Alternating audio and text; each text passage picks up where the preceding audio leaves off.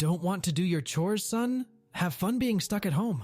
Backstory. After I had graduated from high school and still hadn't found my calling, my parents told me I could live with them rent-free as long as I did one very important thing: helped out with the chores, don't bring any girls or friends home after 9 p.m., and occasionally offered to help with the groceries for the week. The lead-up. It had been about 3 months, and for the most part, I was adhering to the second and third rule I was given.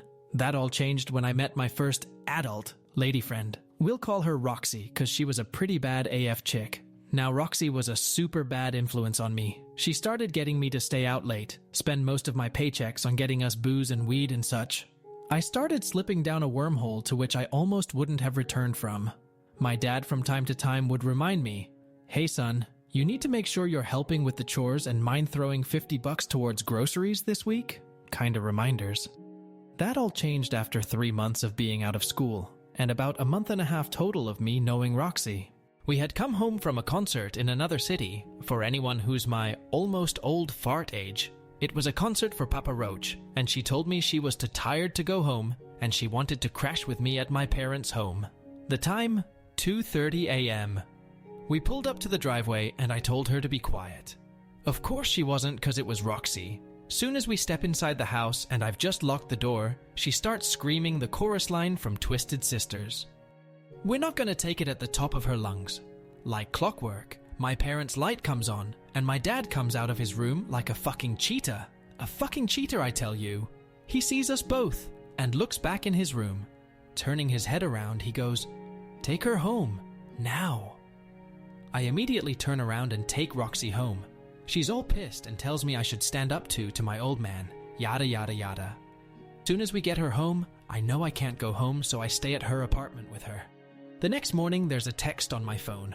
"Come home at your earliest convenience. Love, Dad."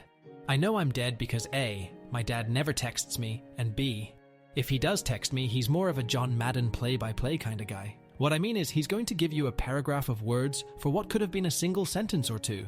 I kiss Roxy goodbye for what I'm sure is the last time I'll see another human being and head home. When I get home, he's sitting at the table with a pen and a piece of paper in front of him. He tells me to sit down and then puts the piece of paper in front of me. The paper is an actual itemized list. He tells me that for the last month and a half, I haven't done any of my chores, and that he's calculated based on the roughly 4-5 hours a weekend of time I wasted for him. That amounts to his pay, which was $25.00 an hour. He's a RN aka registered nurse, so he's taken 4 hours x 6 weekends x 25 per hour pay, and figured that I need to pay him $600 for time wasted. Then he's also, for good measure, thrown in an extra $100 for the 2 times he's asked me to for $50 to help out towards groceries. He gets up and walks over and says there is a dotted line for me to sign, stating I will pay all of this back in 1 month's time. I'm adding it all up in my head and tell him I barely $1,000 after taxes a month. He says I have thought about that before I brought a girl home at 2:30 in the morning. He tells me if I don't sign this paperwork, I have 30 minutes to get my shit and get the fuck out. I legit almost start bawling and tell him that I want to sign the paper, but could I at least have a month extension? He puts his hand to his chin thinking, and then looks down at me and agrees. He says, "You have 2 months to pay me $600. Oh, and by the way," he purposely hangs this in the air for a good 20 seconds. "If you don't pay, and you continue to break my 3 simple rules, there will be pain in your future." He revises the contract he's wrote up on the paper, and I sign it. So a month and a half goes by, and I've managed to pay him $450. I haven't seen Roxy as much over the 2 months, because for obvious reasons, her cash pit has dried up a bit. She then calls me on day 45 and tells me that she misses me. She wishes we would hang out. Why am I working so much overtime? I've told her that I have to pay my dad back or get kicked out. Of course she ends up ending the call shortly after that, and then it happens.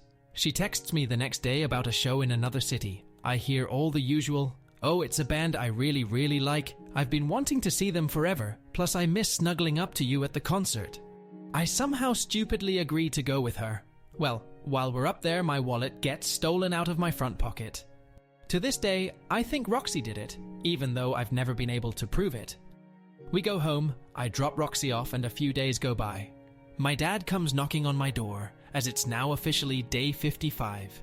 He asks me, do I want to pay him the last $150 or wait till the 2 months are officially up? I tell him I got him, and that I'll go to the bank right now, seeing as I just got paid the day before. I look around my room for my wallet, nowhere to be found. I go find the jeans I wore at the concert I was at WW Roxy. No wallet in there either.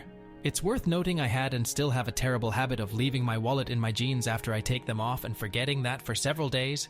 I start panicking as I cannot find my wallet anywhere. I check everywhere: the house, the backyard, my car. I even call the last place I was at work and see if they might have it. No one's seen my wallet. I go back to my dad, who's in the backyard cutting the grass, and tell him what's going on. He gives me a half grin and says, "Sorry for your situation, but I'm treating you like a tenant now.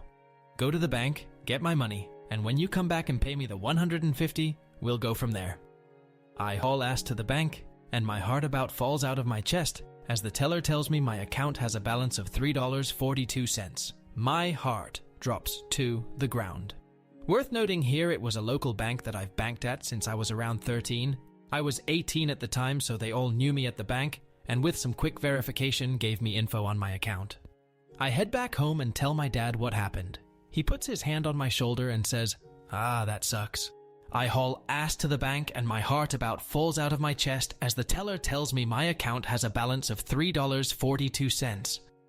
My heart drops to the ground. Worth noting here, it was a local bank that I've banked at since I was around 13. I was 18 at the time, so they all knew me at the bank, and with some quick verification, gave me info on my account. I head back home and tell my dad what happened. He puts his hand on my shoulder and says, "That sucks. Well, you know I'm going to have to get my $150 still, right?" I tell him there's no way to have the money to him in 5 days or less. He says, "Okay, well, how about I drive you to work, seeing as you don't have a driver's license right now?" He drives me to work, to which I'm there for roughly 8 hours. The revenge. While at work, my dad pulled out his massive collection of craftsman tools and proceeds to drain all the fluids in my car. He gets a buddy to come over and help completely remove my motor, my transmission, and my tires. My dad and his buddy, being an AS master mechanic, managed to do all of this in an 8-hour shift of me being at work. At the end of my 8-hour shift, my dad is in the parking lot waiting for me. He's in his work coveralls, which I find funny, and he's got grease all over his arms. He drives me home, and I notice my car is pulled into the garage and on jack stands. I look at my dad and ask, "What's up with my car?" He points to the garage. "Oh, go ahead and see. I've got my $150 today." I jump out of the car as it goes into park and run over to my car.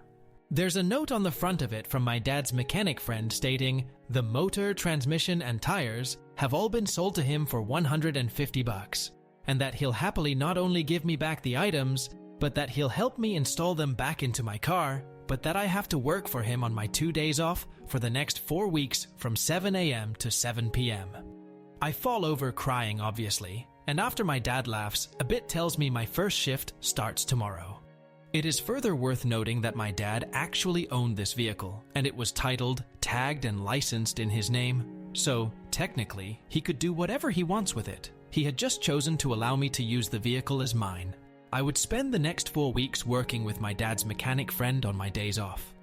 After 2 days of working, we'd bring a few pieces of my car back to the house, and he'd teach me how to put these items back together. And slowly but surely, I learned out to be my very own mini DIY garage mechanic. This may not fit here, and my dad did revenge me, because shortly after I lost my car, Roxy dumped me, and of all things, my dad took 6 months out of my life to teach me how to be a somewhat responsible adult. Oh, and the icing on the cake, soon as we had my car back together and running, my dad walked up to me and gave me an envelope with $450 in it, and a note that said, "Stop being a knucklehead.